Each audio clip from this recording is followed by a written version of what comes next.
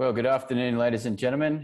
I'm Lieutenant Colonel Jamie Martin, the Director for the Centre for Australian Army Leadership, and we're really pleased today to be partnering with the Cranlana Centre for Ethical Leadership at Monash University. And today we're going to be hosting this webinar, and the purpose of today's webinar is to spark discussion and debate across your teams and in your workplace on ethics.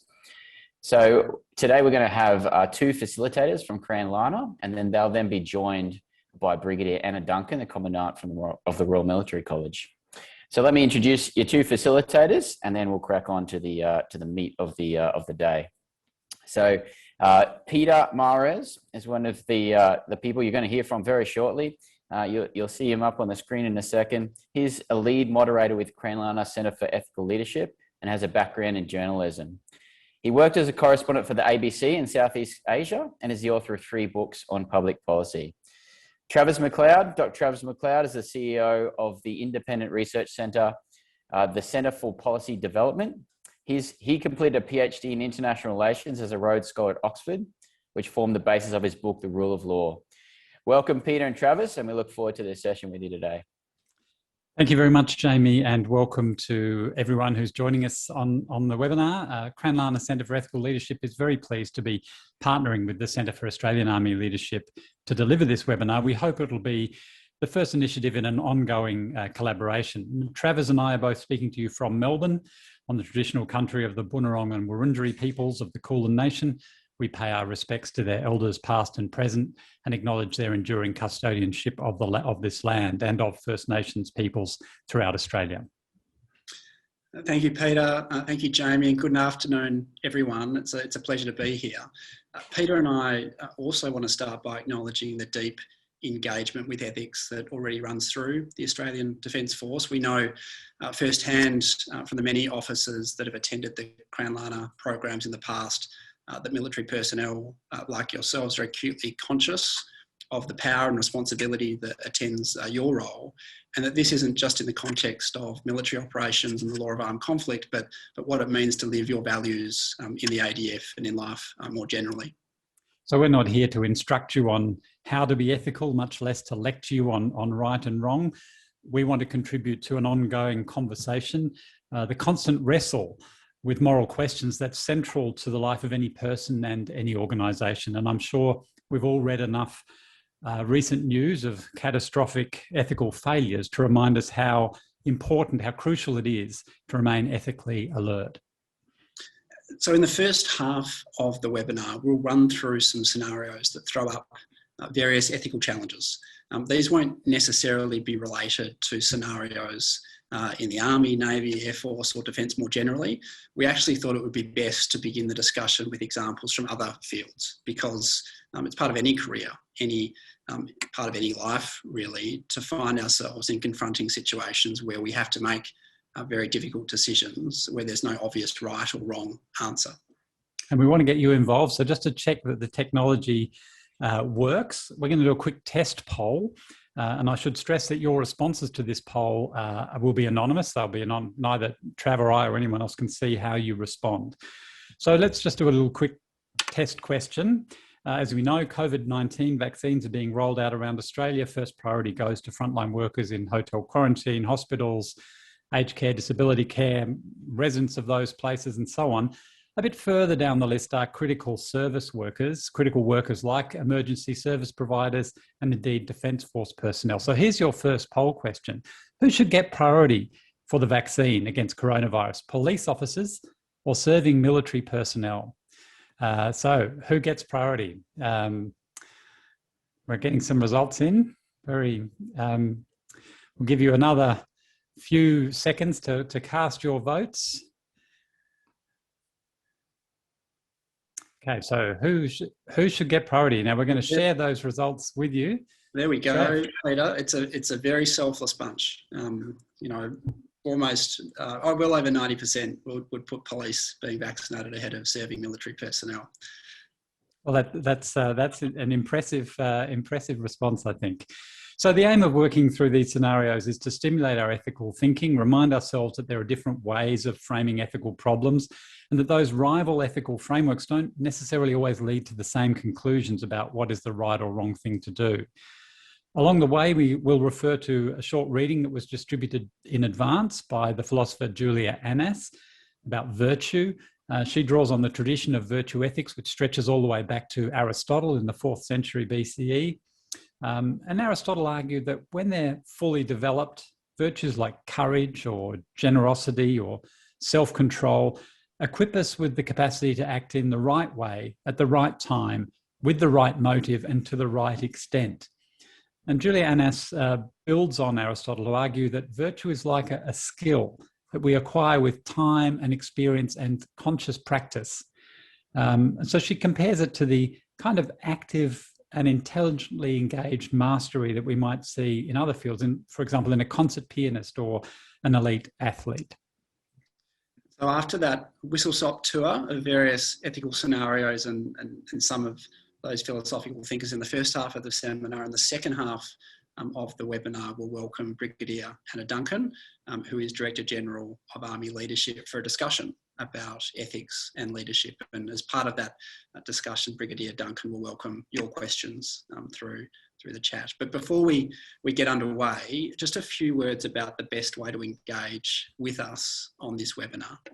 So while we're discussing the scenarios, please use the chat function to add your comments to the discussion. We really welcome that. Select the panelists and attendees setting to make sure everyone can see what you have to say. Otherwise, only Trav and I will see your comments.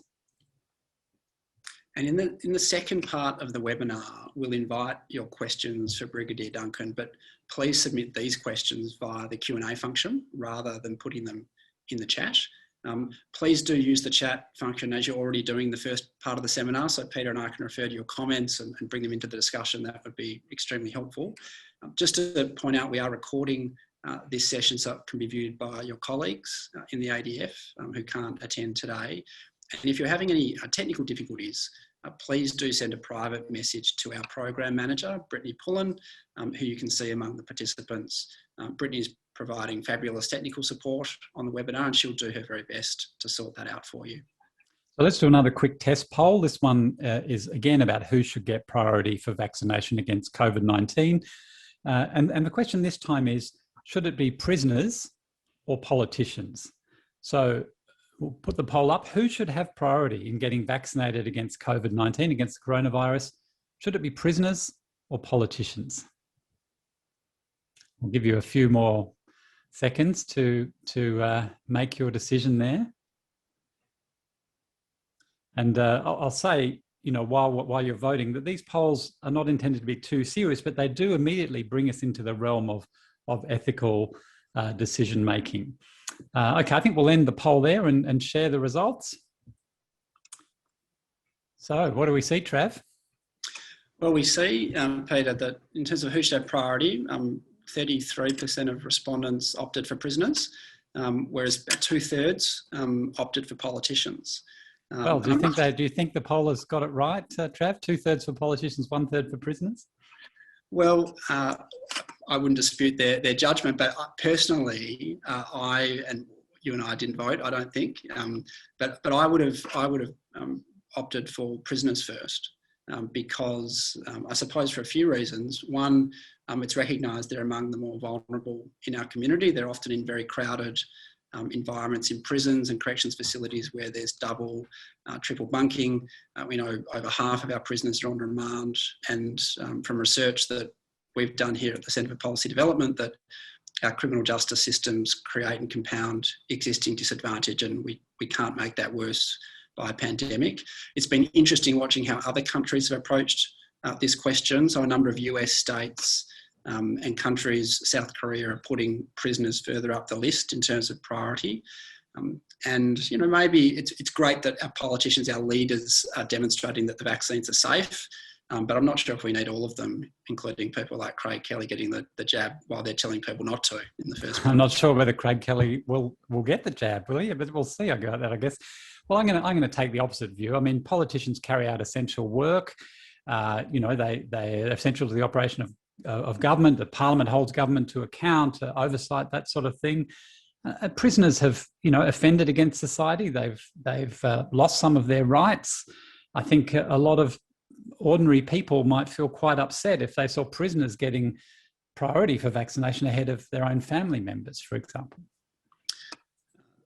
That's true, and as Dan's pointed out on the chat, they are very binary options without context, which might change the choices that people have elected. And look, I suppose these sorts of ethical decisions do involve weighing up competing goods that aren't always commensurable. Do we prioritise the interests and well-being of the majority, or of the more vulnerable, but a nonetheless minority portion of the community?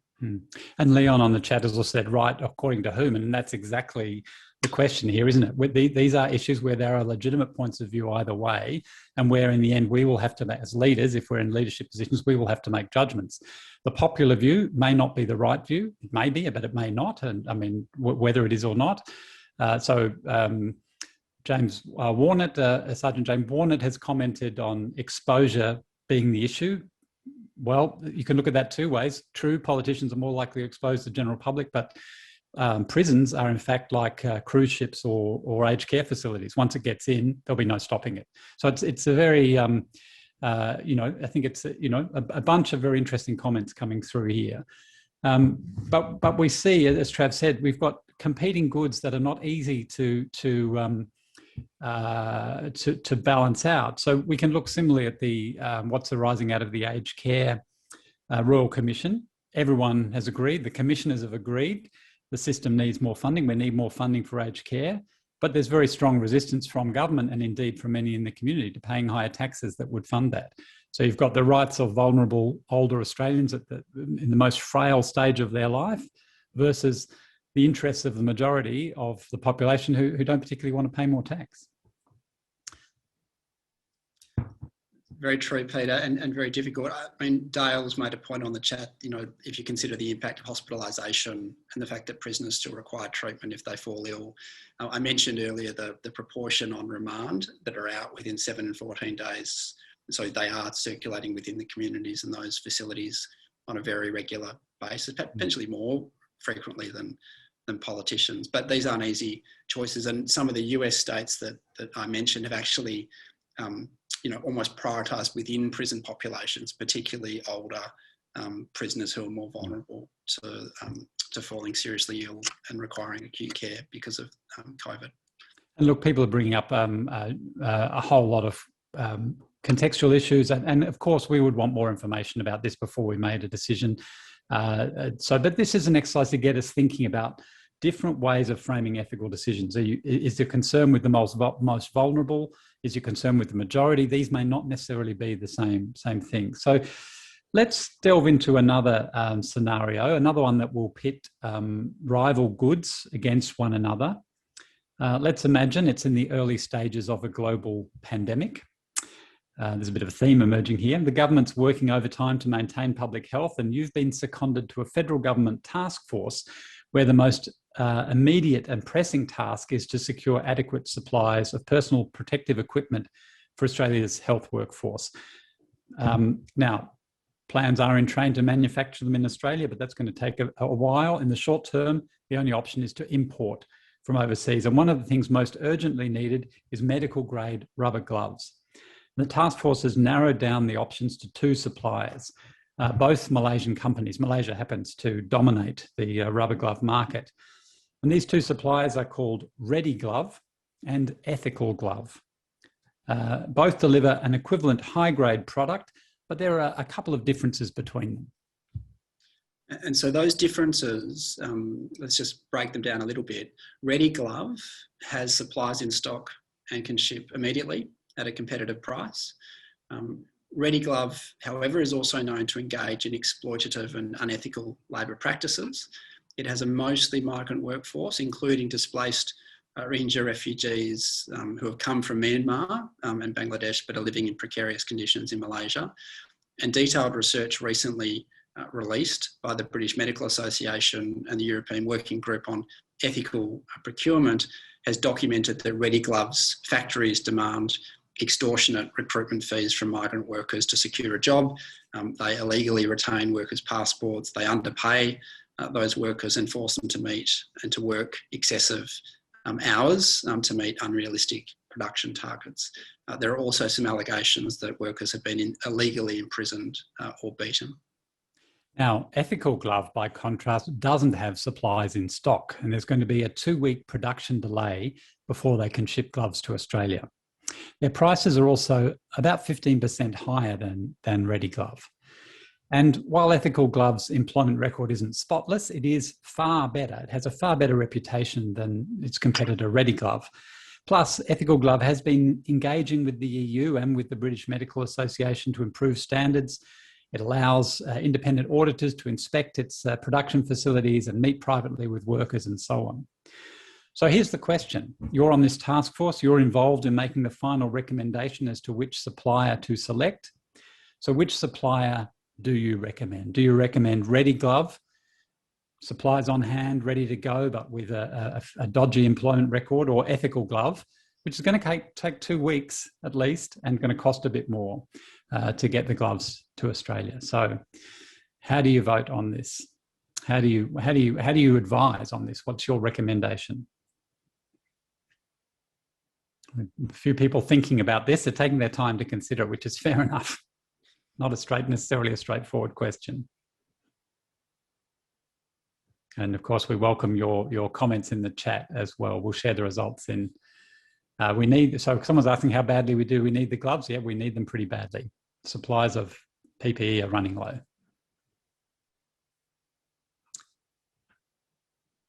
Okay, I think we can probably share that result. Okay, so here are the results. Which supplier would this group recommend? Around 26%, a quarter of the group would go for Ready Glove, and the balance, about 3/4, 74%, would choose Ethical Glove. Peter, what would you have chosen? Oh, well, I think that the choice has to be Ready Glove. I think your job as a member of this task force is to deliver urgently needed supplies to protect the Australian health workforce. You need to go with a supplier that can do this most quickly for the best price. Labour practices in other countries aren't really your concern. I mean, why are you bothering? Why are you thinking about those issues? What do you think, Trav? I would take you on that, Peter. I'm not sure that's right. So I think one critical determination here is what the right thing to do is. So we're essentially getting the gloves 2 weeks early, immediately, but we're sacrificing some important principles around how they're procured and how that organisation functions. And so I think some philosophers and ethicists would point to what the right thing to do is, what the moral duty, and many, like Immanuel Kant, have made the point that it's never morally acceptable to use other people merely as means rather than treating them as ends in themselves. I mean, here the workers of Ready Glove are being treated merely as means. Their rights and dignity are being compromised, and Australia becomes party to that, or this task force certainly does, by buying the gloves from them. The other thing worth noting, and some on the group may be aware of this, is that it's only 24 months ago that the Australian Parliament passed the Modern Slavery Act with a number of rules for business, but also for government procurement around modern slavery. And in many respects, the task force would be on notice. And if we think about some of the issues that arose with hotel quarantine, I'm not sure we would want a decision on procurement as significant as this to undermine the legitimacy of the entire effort when it's not consistent with other rules we hold dear. Not a straightforward decision, and some of these scenarios have not been hypotheticals in other countries. But I think I would go with Ethical Glove. Yeah, indeed. I mean, the research we quoted is actual research about the rubber glove industry in Malaysia. I mean, so this is a live issue, if you like. And I think we can see some very interesting comments in the chat here, suggestions that we kind of go with Ready Glove to meet the immediate need, but commit long-term to Ethical Glove. There's also, questions, around whether the quality will be equal, those sorts of things. what impact we're going to have by not ordering them, what's the actual risk. These are all relevant questions. And I think what we're seeing here, we could bring this down to, you mentioned Immanuel Kant, Travis, and the idea that you must never morally, it's never morally acceptable to use another person merely as a means to your end. You always have to respect their dignity, their humanity, their fundamental rights. Utilitarian approach, slightly different, would say, well, what matters is, the greatest good for the greatest number. And then we have to say, well, which greatest good? Are we talking about the greatest good for the Australian population, or are we talking about the greatest good, including those workers in those factories and those displaced refugees from Myanmar? So, it's partly where you frame it. But I think we're familiar. I think that a very powerful idea that what matters is the consequences is a very powerful idea that sometimes we need to unpick a bit or stand back from and question. Yeah, I think some other comments have come through about, what is the actual risk during that 2-week period. And I mean, I think it might be worth asking a follow-up question about whether or not it would make a difference if Ethical Glove could deliver immediately, remembering that the cost is still 15% higher. And before we do that question though, I mean, one thing that some of the other comments have picked up is what government as a procurer can insist on as a quid pro quo from some of these suppliers over the long run. And, some have pointed to other companies that contracts are made with, and, how far down the rabbit hole you might go on these sorts of questions. But I think we're going to repeat that question to see. Yes. Are we going to do that, Peter? I think we'll do that quickly, but I think there's a really interesting comment here that I want to refer to on the chat. Imagine if there was a pandemic, we didn't, for ethical reasons, order those gloves, and there's a huge outbreak as a result. The public realised we could have prevented it, but we didn't because we were concerned about the fate of workers. I mean, this is the type of dilemma we're finding here. Do we owe a prior obligation to vulnerable members of the Australian community over vulnerable, displaced Rohingyas in other or refugees in other parts of the world? So, this is, and someone else has gone exactly to the point, is it ever justifiable to murder one person in order to save 1,000? This is exactly the utilitarian type dilemma where you see, and as I said earlier, we get different, like the tram carb, the trolley problem. Utilitarianism will lead you to one answer. Kantian or deontological ethics will lead you to another. And if we took the virtue ethics approach, it will be slightly different. We will have to work it out and make a judgment in each circumstance. So let's do that very quickly, do that poll. Let's say that they can both deliver immediately, but that Ethical Glove is still 15% higher. So which supplier would you go with now? We've got the choice of Ready Glove and Ethical Glove. Both can supply immediately, equal quality. One's 15% higher.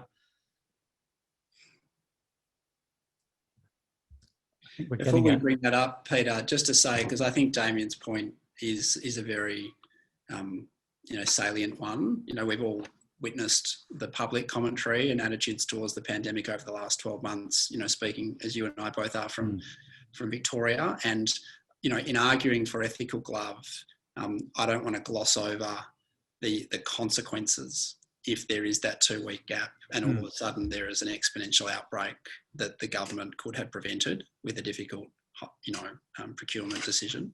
And I think the other question here is, Trav, why are we leaving it until there's a pandemic to raise these questions? As I said, 2/3 of the world's rubber glove supplies come from Malaysia. The human rights abuses are well documented. What has Australia's health system been doing to address that? I don't know. I mean, this is not something I can speak about factually, but it's interesting that, are we concerned about these things when there's not a crisis, or do we address them, or does it just, are they questions that we fail to ask? Okay, so let's move on to another scenario. Let's assume that we go with Ready Glove, and a short while later, you run into an acquaintance. It's a cousin, a partner of a cousin. You've met them at big family barbecues and so on. She's a journalist. She's heard about your role on the task force, which is no secret. And of course, she's interested to know more. And from reading her articles that she's passionate about human rights, particularly in Southeast Asia. So, if you tell her about the choice to buy supplies from Ready Glove, and about Ready Glove's track record regarding its workers, she's likely to write a follow-up story. You can make the links for this journalist using publicly available information. The name of the supplier, reports on its human rights record. Doing so wouldn't breach any commercial in confidence rules, such as specific price or contractual arrangements or any national security concerns. And you know that if the journalist does write this story, it's likely to embarrass the government. And the leader of your task force may have to answer tricky questions at Senate estimates or from the media about this procurement decision. But it's unlikely that anyone will make the connection between you and the journalist.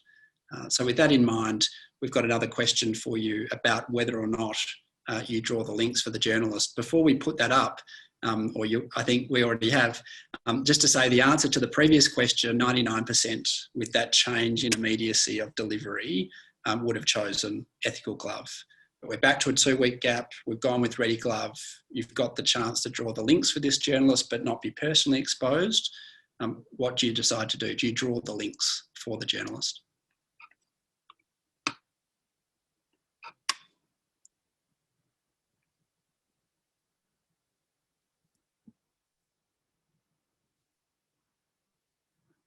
So we'll give another few seconds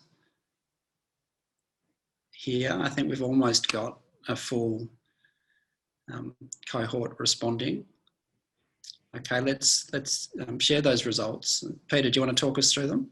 Yes, well, we see that 3/4 of you are not going to draw the links from the journalist. Only less than a quarter of you, 22%, will draw the links, 78% won't draw the links. So this is interesting because, again, the question was you're not revealing any secrets here. You're simply joining the dots. So interesting response. What do you think, Trav?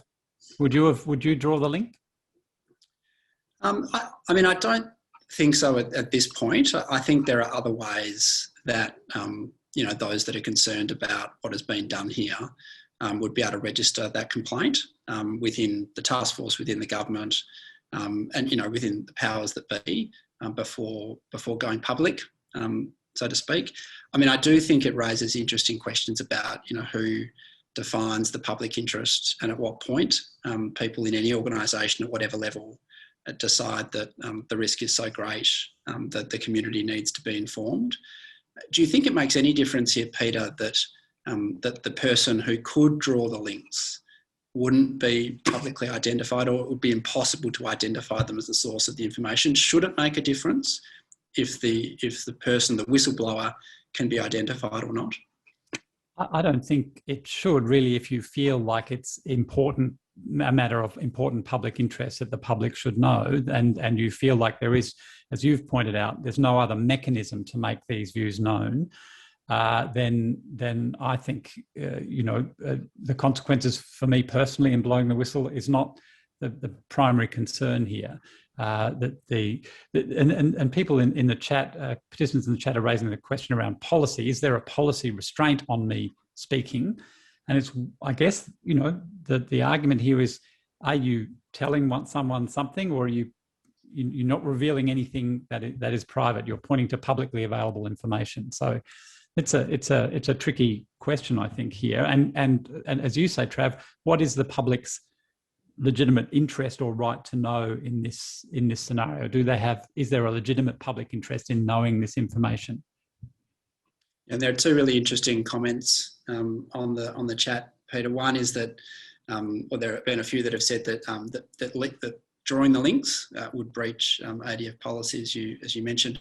But from Galaxy, which I'm not sure is the official name, but first is that utilitarian ethics work really well until you realise it's almost impossible to account for less tangible, powerful variables, which virtue ethics grapples, quite well with, and balancing those deontological concerns, is the optimal outcome, and that ultimately the virtuous among us are the best equipped to overcome most of these challenges and navigate these trade-offs. So thanks for that comment. Very insightful on the chat. And the follow-up comment that if policy stands in the way your deliberately considered ethical decision. You're not a leader, you're a cog. So very, very interesting comment there. Yeah, go on, Trav. I was just going to say, I mean, that's a great comment, Peter, because as you know, one of the readings in the bigger colloquium around these sorts of issues is from Bauman, which deals very much with that question. At what point are those that are vital cogs in an institution, be it in defence or the bureaucracy, what is the moral calling on those individuals to step beyond the policy in a given instance where there is such infringement on their virtues or their moral obligations? So when does obedience to rules and systems become blind following as opposed to consented obedience, where I've made a decision, this is a legitimate authority, these are legitimate orders or instructions, it's legitimate for me to follow this, even if I don't necessarily agree with it. You know, there are tensions and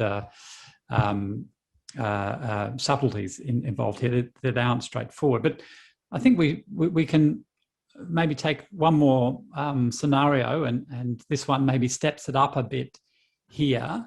Let's say you're still on this same task force.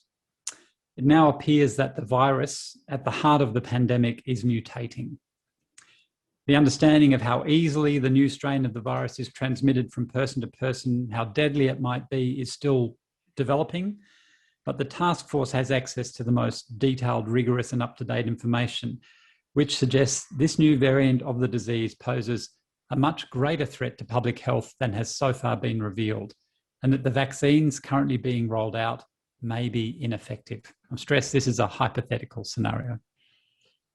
And yet, despite this new information in the media, you see the responsible minister, the ultimate head of the task force, downplaying these risks. While the minister isn't telling outright lies, they are being less than truthful. And when you raise concerns about this in a team meeting, you're told that the minister and the cabinet have taken the view that it is too early and the evidence base is too uncertain to draw firm conclusions. And in that instance, it's important not to cause public alarm and risk panic. But your own view and the view of the public health experts that are advising the task force is that the precautionary principle should be applied and that the public needs to be alerted to the dangers to slow transmission and reduce the risk of catastrophic spread, even if this will require another lockdown or an extended lockdown with severe social and economic consequences. And so the question is, what do you do? And we'll get the polling question up now. So there are three options here. Do you do nothing? Do you suppress your concerns and accept the explanation, since the minister is the democratically elected decision maker? Do you push back with your supervisor and argue strongly that the minister is poorly advised and needs to be urged to change their approach? Or do you share the information about virus transmissions and death to your journalist acquaintance, because this is such an urgent matter of public interest? We'll give you another 20 seconds to complete that poll question.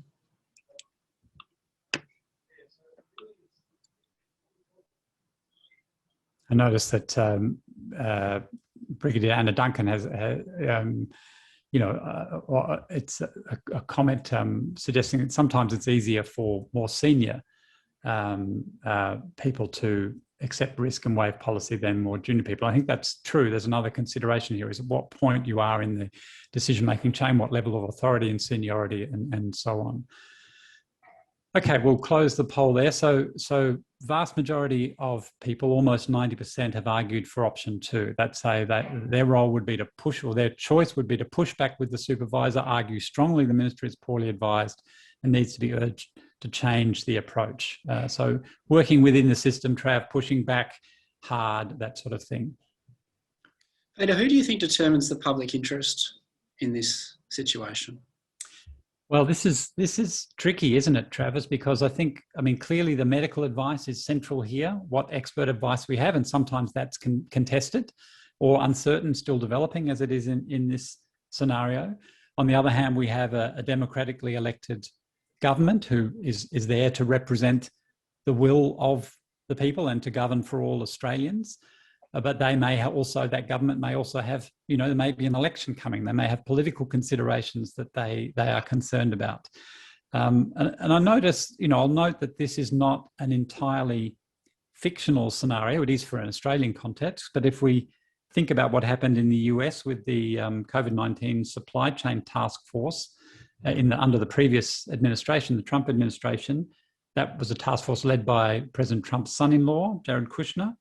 And we did have a whistleblower there, didn't we? Yeah, we did. There was a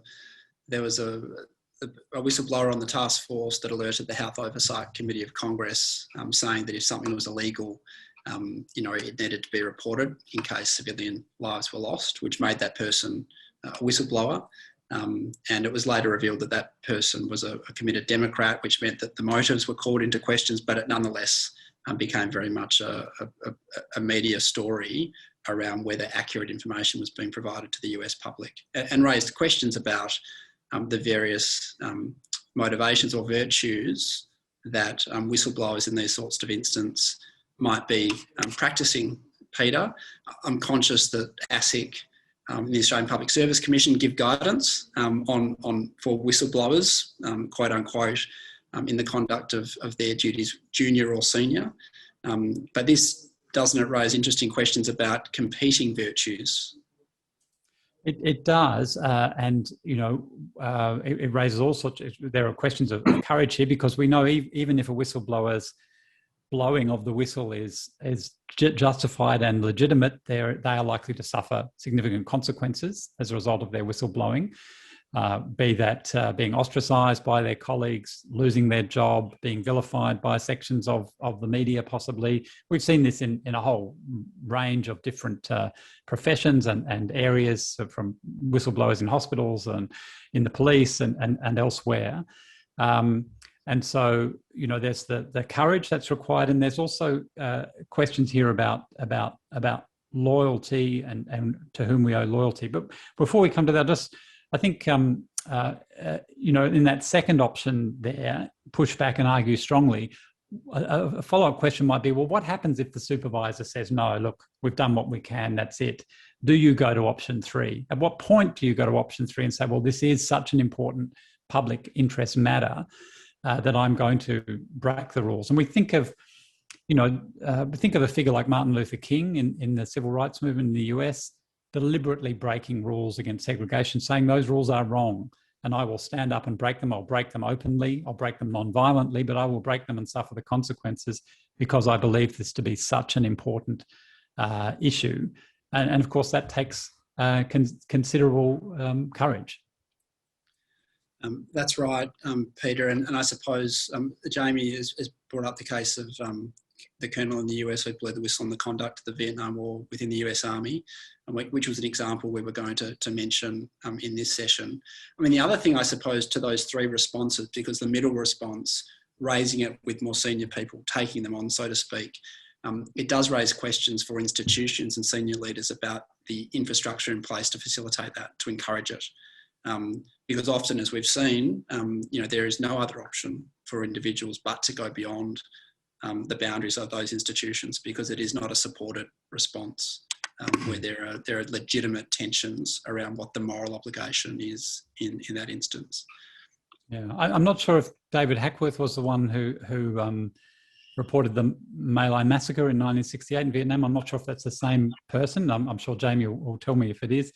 But interestingly, that was reported up the chain of command by a helicopter pilot. He observed the massacre with his crew, intervened to stop some of the killing, but his report was actually ignored initially, and the whole massacre was only finally investigated after another soldier wrote to 30 members of Congress alerting them to it. And even then, only 3 of those members of Congress actually responded to the letter. So we can see.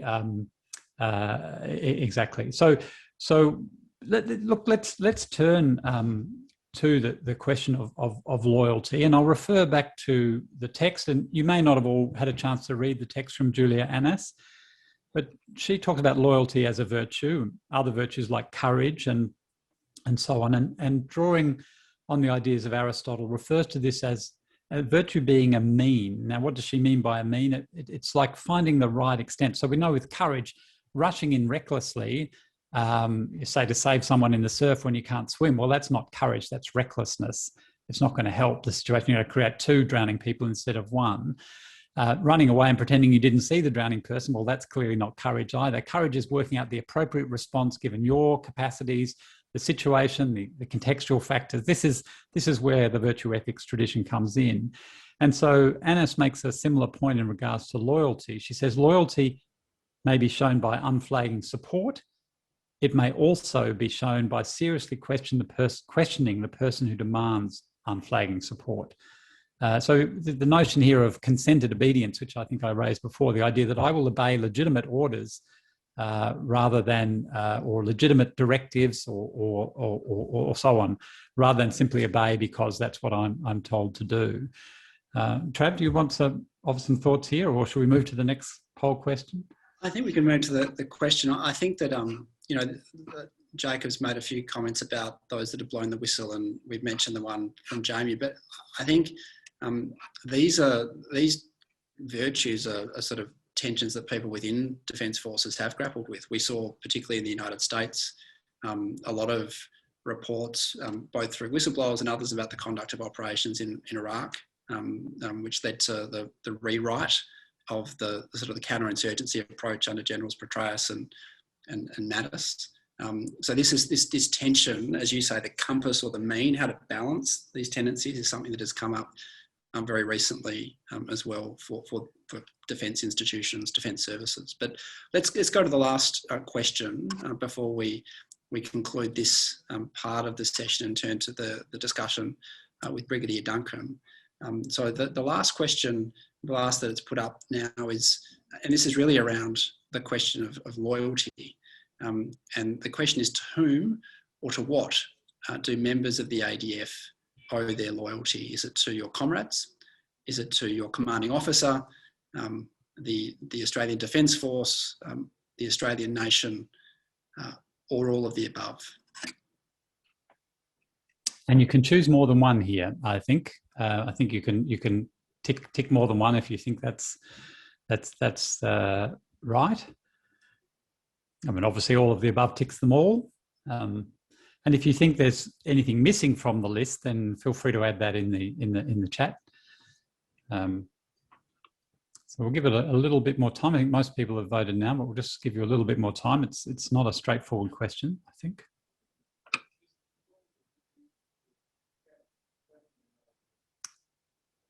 Okay, I think we can end the poll and share the results. So, Travis, most people, majority, or about 2/3, have said all of the above. The second most popular choice is the Australian nation. Very smaller results: 10% for your comrades, 1% for your commanding officer, and 5% for the Australian Defence Force. So, the main answers seem to be all of the above and the Australian nation. So let's discuss that a bit.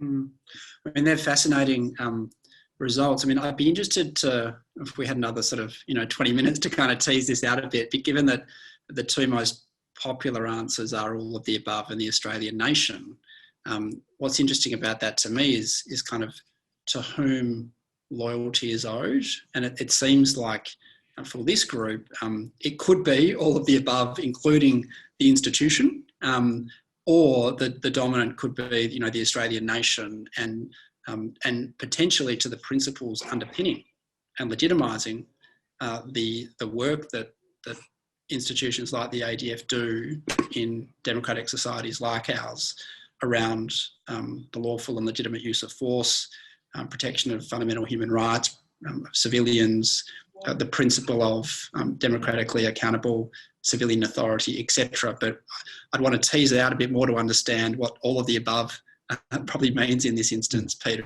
And as you say, sometimes these loyalties will conflict.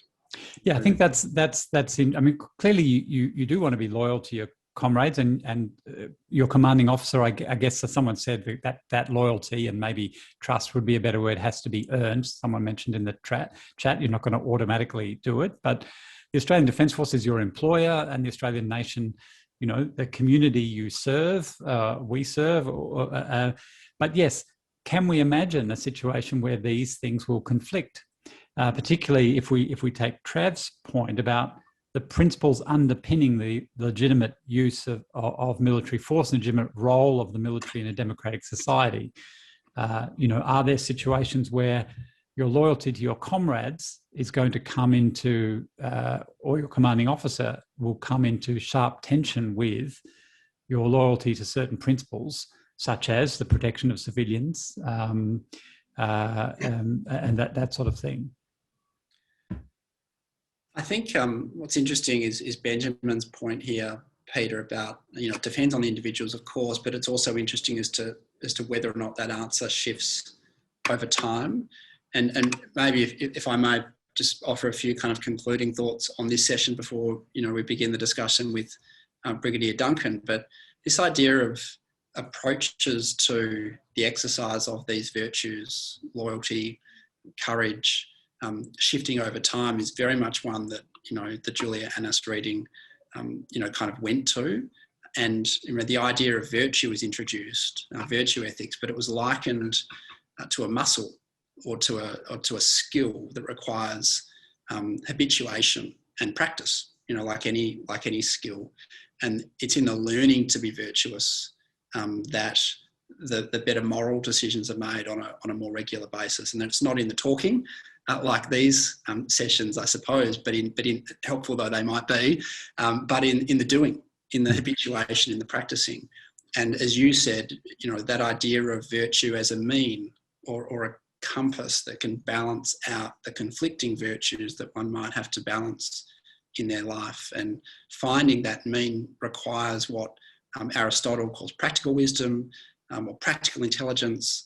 And we're not just acting reliably in a certain way, but acting reliably for certain reasons. And so it's this idea that virtue is a skill, it has to be practiced until it becomes habituated, whether it's the tennis player or members of one of the most revered and important institutions in Australian society, our Defence Force. I'll just finish with a couple of quotes from the Annis reading for those that were unable to read it. But the first is that not to confuse habituation with routine. So the quote is, a central feature of routine is that the reaction to the relevant situation is always the same, which is why routine can be depended on and predicted. But practical skill and virtue require more than predictably similar reactions. They require a response which is appropriate to the situation instead of merely being the same as that produced in response to other situations. So routine is not enough. Subconscious responses to situations is not enough. They have to be thought through on a case-by-case basis, so they're appropriate and adapted morally to that situation. And the last quote is really about how difficult a task this is. So the quote is, obviously in our ethical life, routine is dangerous. We need an open learning attitude to develop bravery, fairness and the like, since in merely repeating past responses lurks the danger of repeating past mistakes. Virtue requires practical intelligence in both the formation and the exercise of these virtues.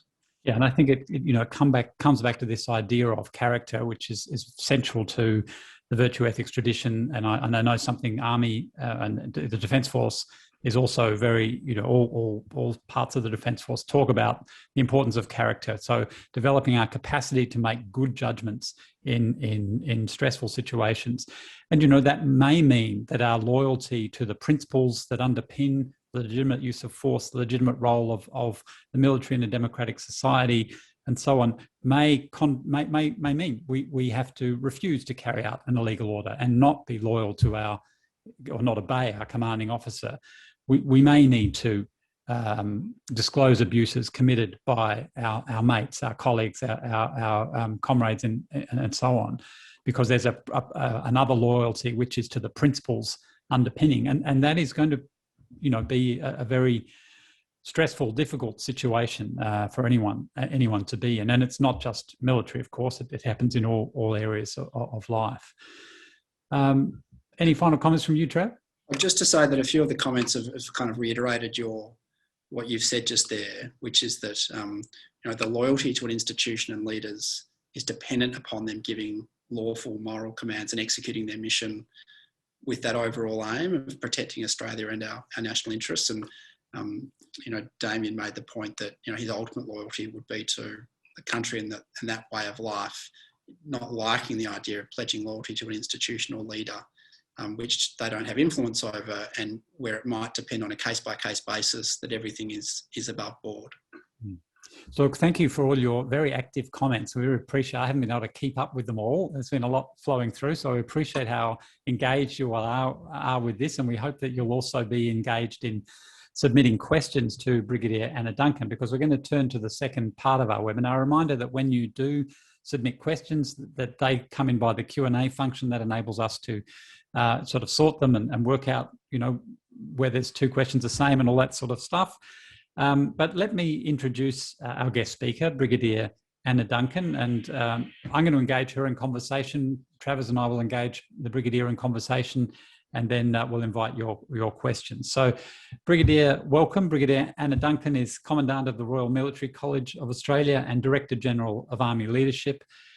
Brigadier Duncan has commanded units in Australia and on operations in Timor-Leste, Solomon Islands, the United Arab Emirates, Afghanistan and Iraq, and more recently she's worked on national security policy in the Department of Defence and also in the Department of Prime Minister and Cabinet. Brigadier, thank you very much for your time. Thanks very much, Peter, Travis, and most importantly to the sailors, soldiers, airmen and airwomen out there joining us today. It's a real privilege to be here. Can I just start by acknowledging the Cranlana Centre for Ethical Leadership. Army has partnered with Cranlana for a couple of decades. Our alumni of the ethical leadership training extends in our general officers, current serving and retired. So it's a long forged partnership. We value it greatly. And I'm looking forward to participating with you today. Thank you very much. So let's just start with an open question. What does ethics mean for the Australian Defence Force, and how has this changed? So ethics is really fundamental to any military force, particularly if you and your nation and its expression of sovereignty accords with the just war tradition. So for us, ethics is at the essence of wearing the cloth of our nation.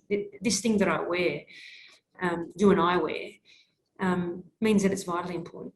So our politicians consider the reasons in which we would wage in warfare. Why would we commit our troops to do that? And the second thing is that people like you and I, the practitioners, we consider what we do when we are in warfare. And that's that dual-pronged thinking about the just war tradition. It also gives us the standing that we have in our community.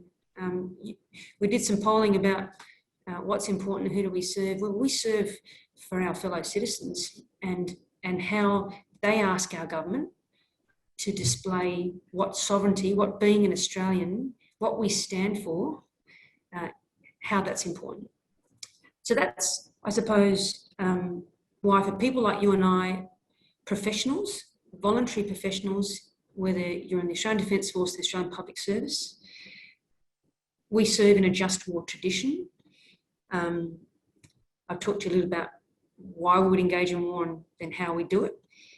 And the reason why it's really important is you can't dial ethical conduct up when you need it. So we talk about good soldiering. That's who you and I are, and our Navy and Air Force counterparts have their same ethos to service. So when we go to war, we can dial up how prepared we are with our skills, with our shooting, with our planning, with our logistics support, and we'll rehearse it. But what is fundamentally at the heart of our character, our virtue, as we've been talking about today, that's really hard to dial up. So I suppose that's a bit of an opening reflection, but I'm interested to see what others think. So it needs to be in place all the time, as it were, always on, the ethical standby. It's not something that you switch on and off according to circumstance. The Australian Defence Force or the Army, but also other branches of the ADF talk about, and many organisations do this, talk about living your values. So what are ADF values and how do you actually live them? So the ADF, in fact, the Department of Defence, only last year, we reset our values. Each of our services had different values. The APS had its set of values. So right now, we all have a great acronym called SCREE, Service, Courage, Respect, Integrity and Excellence.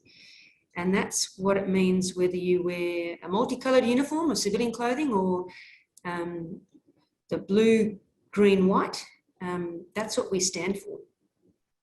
So what do they mean? We've always thought virtuously about service. That enshrines how we as a joint and integrated force ultimately get about our nation's demands of us. It's really important that we fuse in that fundamental way, just as Travis and Peter's have been helping us to explore today, that we are aligned in purpose and in character. Because it's really hard to team with a different team. And if, as a force, as a fighting force, who in the most existential and visceral of circumstances, if we are coming together and joining and we don't think the same on our purpose for the fight or the effect, that's a really hard seam to bind in no time. So service, courage, respect, integrity and excellence, they're fundamentally what they are. And we're trying to, we are articulating what the difference is, particularly for those in the Army who are used to slightly different ones. And I guess, I mean, any organisation can have a set of values, a code of conduct, and the danger is it becomes a tick box, yes, or it just sits in the background, it's stuck up in the coffee room or something like that. But how do you know when you're achieving these values and when you're not, when they're actually, integrated into the organisation and the personnel and so on?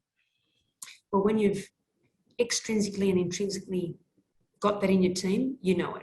But I suppose what we do quite deliberately. So I've got a few hats in the various roles that I have.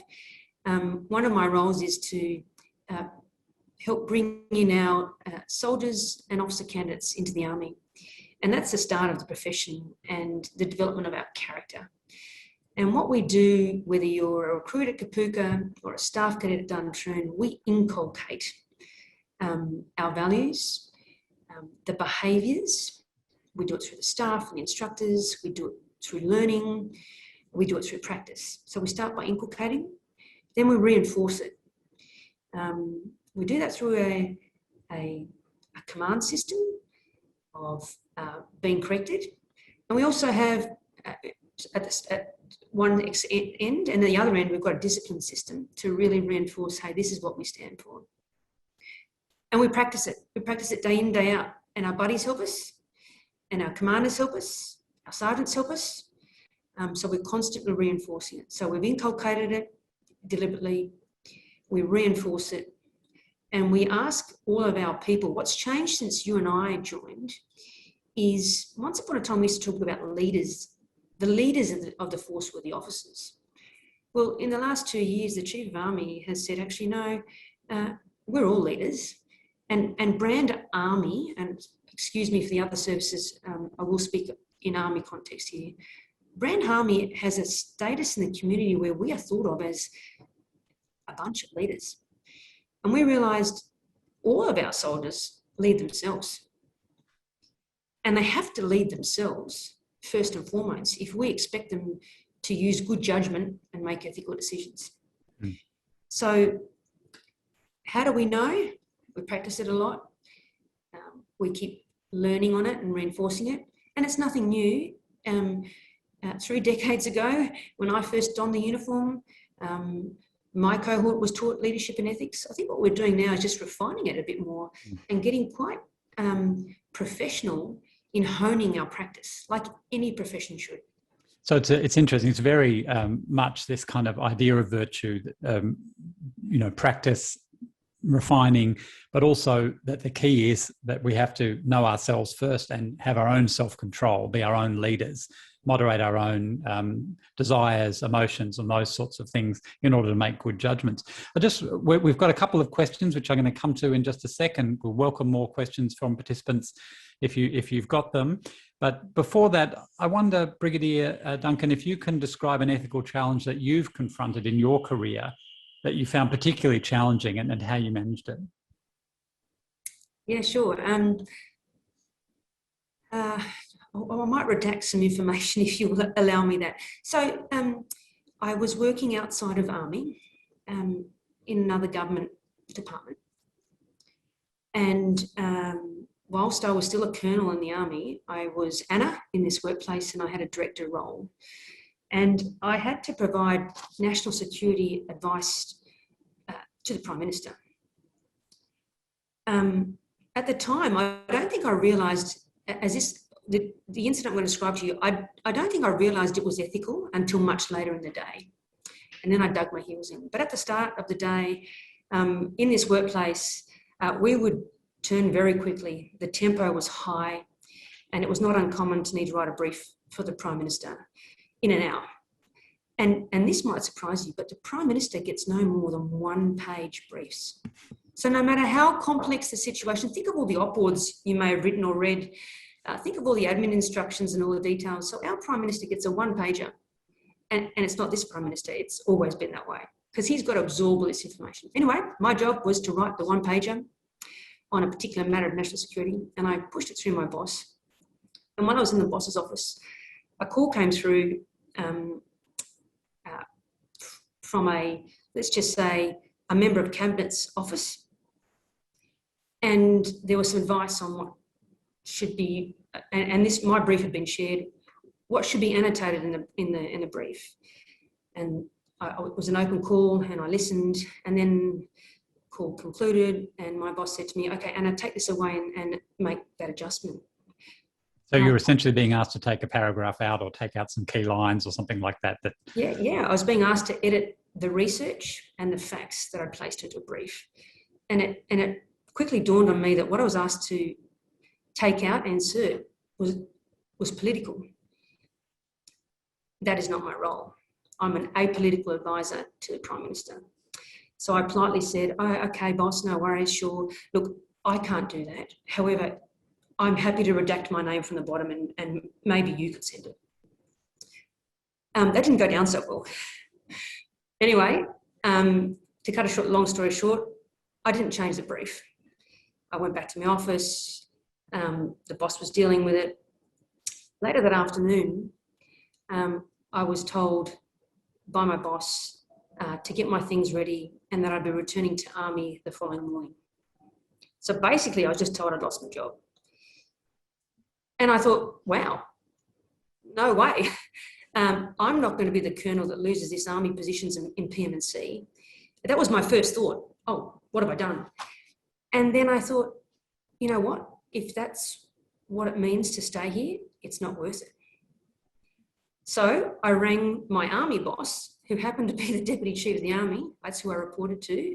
And I said, sir, can I please come and see you in person? And I told him what had happened. Needless to say, a few phone calls were exchanged, and the next day I was back at work. And by the end of the day, I'd received an apology by a very senior member of that department. It was really hard at the time, but I vehemently felt strongly about this matter. It was a national security matter, and I could not write something that was political, and I couldn't validate the facts on it. So I nearly lost my job, but yep. Well, I felt better at the end of it. That's a terrific story. Look, we've got some questions from participants. Trav, do you want to choose a question for the Brigadier? Yeah, sure. Thank you, Brigadier Duncan, and thanks for that honesty.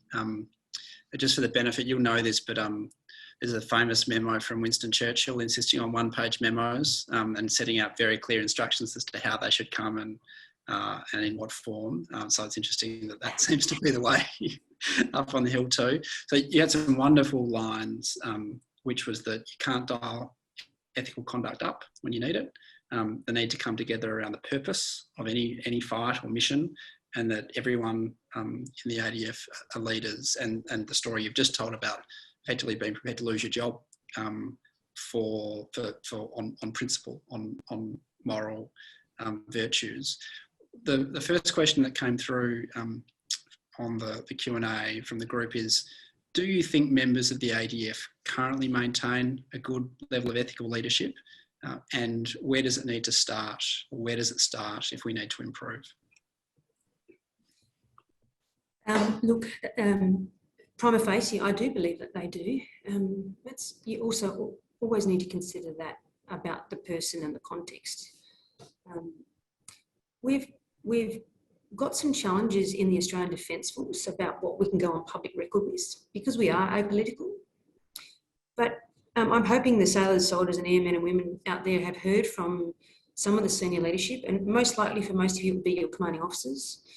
But you may look to Canberra and your service chiefs or CDF and at times wonder, why aren't they saying things? So that's a real challenge, but that's a political challenge on what we can say and what we can't. It doesn't mean that they're not being really good leaders. And sometimes leadership is not being direct. It's actually about how do you influence others, because you can't go directly. How do you influence others in a more indirect way so that you achieve the outcome that you're after, or others might follow that line? Good leaders also make their ideas somewhere else's. And what you see from the more senior, that if I can offer the view of the general officer level, the RSM and the Army level, is we've learned a lot as an Army in the last decade in particular. We had a pretty ordinary reputation of being a bunch of alphas who go direct, and you've probably heard the term JARMY, right? The joint army, there's nothing joint about the force. It's just Army's way and follow them or they're going to push through it. Well, we're not like that anymore. And that's been led from the top, from a couple of chiefs of Army. And that's something that we should be really proud of. You and I might not see it all the time. You might want to hear more from your leaders, but from one brigadier down here in Canberra, I can assure you it's happening. And we're really refining how we can lead in the strong strategic centre. It's hard. It's a contact sport. But if you make contact, you're not going to get the outcome you're after. Thank you. And just a couple of follow-ups on that. I mean, one, because you talked about your own experience, but there's one question here where the questioner is interested in your own reflections on those polling questions we asked about whistleblowing and leaking. And I suppose that the structures in place to support what you did all those years ago, but just how you would think through those ethical dilemmas. Yeah, whistleblowing. I mean, there's one of our values, isn't it? Courage, because and I made a comment earlier. Sometimes it's easier for more senior people to take risk and stand up and be heard than juniors. But juniors will see things, and you may feel, that's why I wanted to share the one where I was told I lost my job, but actually I hadn't. Because where you sit, I've been a junior member of our organisation, and it is hard. I was part of a very different time and place in our service, and you are very fortunate with the mechanisms available to you to take a stand. We've got the public interest disclosure scheme, which protects you, provides you anonymity, but there's still a level of moral courage behind that, making an anonymous, taking an issue up anonymously. It's a challenge. It's a real challenge. And just because you talked about the difficulty of dialing up ethical conduct, I mean, one thing that that was certainly commented on in the context of the United States military was the danger of just sitting in the legal circle as opposed to sitting in the ethical circle, one being within the other. And there was a comment when we were talking about whistleblowers earlier in response to one of Claudia's comments about the law not necessarily being right, but how do you, in your position, really build that courage, I suppose, to operate within that ethical circle as opposed to deferring at all times to the legal circle and not the ethical one? Yeah, well, we try and train ourselves. So armed forces, navies, armies, air forces, we're Marine Corps, we're all well known for the fact that we plan, and we practice. So that helps us build those the skill to be able to deal with those challenges. Part of command, I've commanded, this is my 5th command. Wow, I am old. Part of command is, it's tough.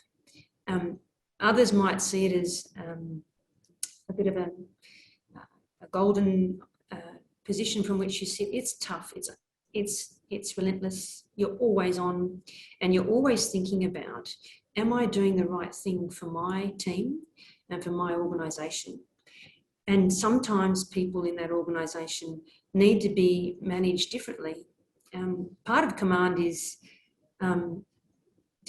not just delivering an effect and building our capability, but making sure that's done in good order and with good discipline. So I've got some responsibilities that managers don't have under a Defence Force Discipline Act.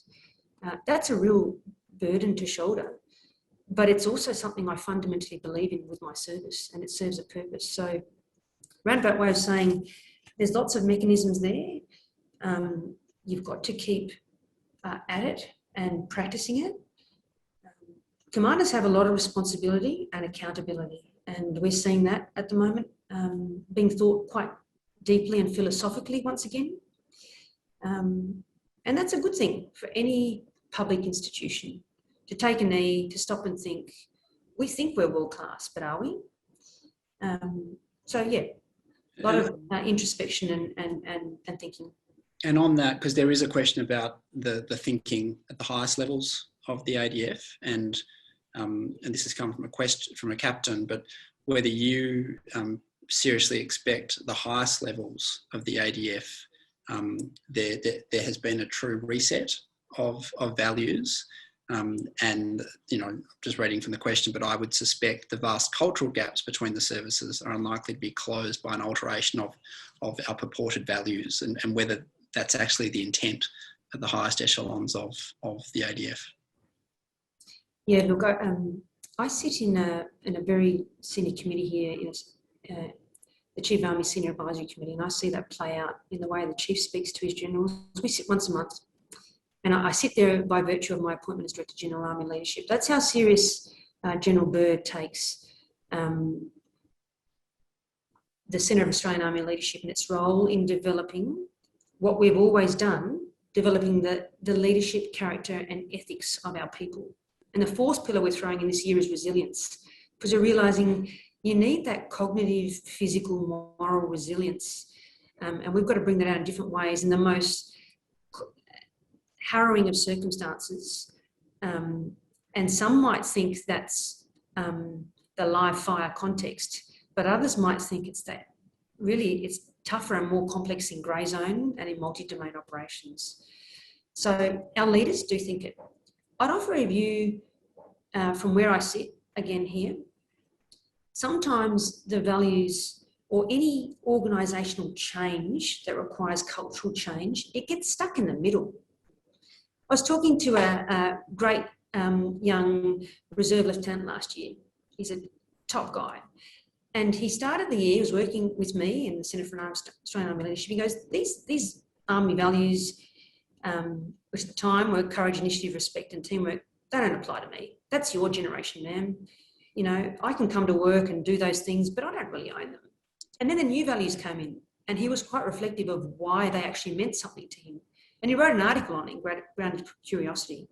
So I'd offer a view at the top levels and at the junior levels. I think our people really do think deep and can adjust. The top level because they understand the why. The bottom level because they're new, and we do things that we're told to do. It's in the middle where the behaviours and the routine, which we've talked about, have been entrenched. That's a bit harder. So that's a focal area for us.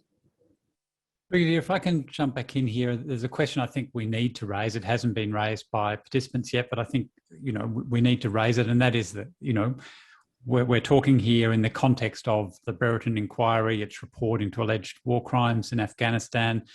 And I'm wondering, where does that fit into the ADF's leadership, its thinking about ethics and leadership and so on? What's the impact of that? Look, it's on the public record. Our Chief of Defence has said he's really concerned that the report has been quite damaging to our moral authority. And I opened with that, right? We're a volunteer professional force. We have a brand. People want to fight alongside us. Our partners want to fight alongside us because they know what we stand for. So I think the inquiry and the credible evidence, you will all of you out there, you'll have your own opinion on what's been published. I've said we've always studied and practiced leadership, character and ethics. We have. What we are thinking about right now in this voluntary professional force is we're rethinking the role of command. I bet you those in the battalions and regiments out there, you talk about command teams, your CO and your regimental sergeant major. Well, they're a team, that's for sure, but there's only one commander. And it's only the CO that's responsible and accountable. So some of the things we're thinking about now is it actually just a leadership team? So we're talking again more philosophically about the role of command in oversight. It does not discredit the need for us as individuals to behave ethically in accordance with our rules of engagement and the laws of armed conflict in whatever effect we're delivering, whether it's in battle, whether it's in barracks, whatever we're doing, on the job and off the job. We're also thinking more about how do we develop the skills of our people to lead themselves more intrinsically, because we have older people who join our army, and we want them to join our army. But those older people have, I'll include myself in that, they have lived life. Their virtues have been part of their life's journey. And then we come in and say, here are our organisational values. This is what we stand for. So we're looking more and more about this force to win its future wars needs to be more diverse. Diversity comes in all sorts of ways. There's challenges in making sure we can be the most ethically practiced force we can be. Because remember, the human condition is such that it's imperfect. You and I are all imperfect. Brigadier Duncan, I wonder if we can get to two questions that the group have posed, and I think one follows naturally from your answer just now on the Brereton inquiry and report, but it's a very simple question. Can poor ethical leaders be rehabilitated? I'd love to know what the group think. I've got a view. Redemption. Where does redemption fit in? So if we consider ourselves a learning, adaptive organisation, how do we consider redemption? Particularly when you know of leaders who display moral courage, who put their hand up, who step aside in doing so. So they are accountable and taking personal responsibility. And I'll paint a picture that many of you out there would understand. So if you take an illegal substance and there's evidence to prove that you've taken it, we've got a process, and your CO serves you a notice, and then there's a decision maker. Well, as a CO, I was in that situation many a time, but there was one case I'll give you some context on. Young soldier, very young, adolescent, really, back from a deployment, his first deployment. Had a lot to drink, doesn't remember taking a prohibited substance. That soldier was the top recruit, was the top IET, and it was a hard to find skill that he had. So I took all that context into consideration and recommended he be retained. I was then counselled by my 1-star as to why that would be a very silly decision, not aligned with Army's values. And I said respectfully, sir, I'm being asked to provide an opinion. If I don't consider it in the context, what's the point of me even doing this paperwork? So I suppose for all of us, as we're thinking about Brereton, as you're thinking about the challenge you face day to day on the job, and you heard Travis and Peter talk about Anas's description there, you can't apply a single view to everything. And you've been exploring that a bit in the questions today. You've really got to think deeply about your character, the consequence, of course. It's not easy. Thank you. And just last question, because I'm keen to get to it before we need to wrap up. But and this has come from one of the participants as well. I mean, they all have. And the question is, what are your thoughts on the idea of training values into people? You can educate and inform people on them, but at the end of the day, I don't believe, and this is the questioner, that you can force a person to embody those values. You're right. We actually can't force a person to embody those values. And if they can't, well, we ask them, we thank them for their service. And we say, you're a good Australian, but your service isn't here, maybe it's somewhere else. But what we can do, and I'll give you another analogy, think of children. A sneaky child, a disobedient child, they get some advice from either a parent, a teacher, they get counselled. There's a level of redemption there in a very simplistic way. But we are training that young person who becomes an adolescent, who becomes an adult, life's journey. If you're not practicing and thinking about what you stand for, what you believe in, and I think it's really hard right now for Generation Z, perhaps than others. There is so much pluralism out there. Do you even need to stand for something? And yet you join our organisation, you put the cloth of your nation on in service, and we say, actually, you do stand for something. You stand for service, courage, respect, integrity and excellence.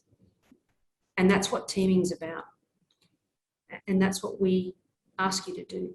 So you're right, we can't force it, but we spend a lot of time investing in our people because we know our capability edge is our people, not the platforms and systems that they wield, it's the people. I can't change the armoured vehicle or the EW capability I've got out there when I'm in battle.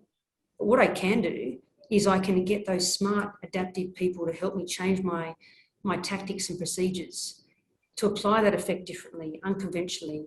That's what I'm talking about. Armed forces think about people as their value proposition. So we are serious about investing in our people. I want you to remember we've always done this. This is not about Brereton. I'm not talking to you today. I'm not Director General Army Leadership because of this one thing. Credible information, but still allegations against your fellow soldiers. So please be mindful of that. And you've heard what our CDF has said. But you've got to remember, people can be developed, and we will spend significant. That's why we're doing this today with a leading expert in Australia, with Cranlana, to help us see ourselves better and help ourselves lead ourselves first and foremost. That's what I'm asking you to do. And if you need help, your command's there, but there's also good organisations in each of our services. And we also work, I work straight into the Centre for Defence Leadership and Ethics, which is our joint organisation, and they're doing some good things moving forward too. Brigadier, well, look, let me apologise to the people who've asked questions that we're not going to get to. There's some great questions there and some great comments in the chat as well. I'm sure Centre for Australian Army Leadership will take those questions on notice. There is one last question I'll put to you before we finish off, and that goes back to the Brereton report. And the question is how you think this will be empirically received across ADF junior ranks and the APS. And I guess you know that's a judgment question perhaps, but you know, another way of framing it might be to say how do you want people to receive this report? What kind of reflections do you want, or what kind of response would you be looking for from members of the ADF? Yeah, look, I would implore each and every commander to think deeply about the command authority that you hold. Understand philosophically what you do. And I'm not talking about that unlimited liability that means, I've been a task group commander on operations with legal authority to compel someone to do something through an order that may have cost them or the person next to them their life. That's unlimited liability. That's the unique thing that an armed force has, the command authority. I've lost the train of thought now. Well, the question was how you want people to respond to yes. Yeah. So I want commanders to think deeply. I would implore our sailors, soldiers, airmen and our women to think about how do you lead yourself. It's tough, Generation Z, Alpha's down, just looking down the road. How do you live your life in a society, an Australian society, that is not as... what an amazing place we live in. What an amazing country. You and I fight for this country. But there are different boundaries in society than when I grew up, to even when you grew up. And you come into our team in the ADF and we ask you to restrict your freedoms of action, and we ask you to think virtuously about your service. So you need to be thinking about that. We've also got 140 recommendations in the Brereton report. We've got an implementation plan. So there'll be things being brought in. They are important. Our Chief of Defence has unconditionally accepted those recommendations. This is the right thing to do. And remember, the just war tradition, we're not walking away from that. Brigadier and Duncan, thank you very much for your generosity and your time and your frankness in your answers, and for sharing some of your own experiences of ethical dilemmas. We really appreciate you taking part in this first webinar. And again, apologies to participants if we didn't get to your question. We hope that you found this. I'm going to hand back to Jamie Martin in just a sec, but let me say in closing, and Trav may want to add to this, but we hope you found this webinar useful for your own leadership roles. We would welcome your feedback and suggestions. There will be a couple of very quick survey questions that pop up when this Zoom session ends, and one of them will ask you what topic you'd like us to discuss at the next webinar. For example, one of the things we're considering is the notion of blind spots, ethical blind spots, the evidence from behavioural psychology that most ethical failures are not the result of intentional evil or deliberate corruption and the like, but more the tendency we have to, tendencies like ethical fading, moral disengagement, bounded rationality, those sorts of things. So good people do bad things without even being aware of it. So that's one idea, but you may have others that you think are more urgent. But thank you again. Trav, any final comments from you? No, I need to say, Peter, impossible to do justice to these issues in 90 minutes. And I just want to thank Brigadier Duncan and everyone actually for participating so candidly through the comments on the chat, the questions. They're clearly issues that this group are grappling with intensively. And so, impossible to do justice to the 90 minutes, but thank you very much. And hand over to you, Jamie, for some concluding thoughts. Yeah, thanks very much. And on behalf of all the participants and myself and from the Centre for Australian Army Leadership, really like to thank Peter, Travis and Brigadier Duncan for their time. I know I've got a lot out of the session, and I've been thinking really hard about some of these questions, and some excellent chat conversations happening, and some really great questions from the participants. What we've done here at the Centre for Army Leadership is we've taken down all the questions that people have posed that we didn't get time to answer. And we are going to look at those questions, and we'll try and contact you and give you some thoughts on that, and also have an opportunity to discuss back and forth with us and expand that learning between us. As the teams mentioned, when you leave the Zoom meeting, you'll have a screen come up, and we'd really like to take your input on what you want to talk about next time. So this is just a trial that we've done with Cranlana, and we really like to move this forward and make some really useful conversations and tackle some topics that the wider organisation would really like to get stuck into. So really keen to hear your feedback, and we look forward to hearing what you have to say so we can set up for the next one. So thanks very much to everyone, and we'll see you next time.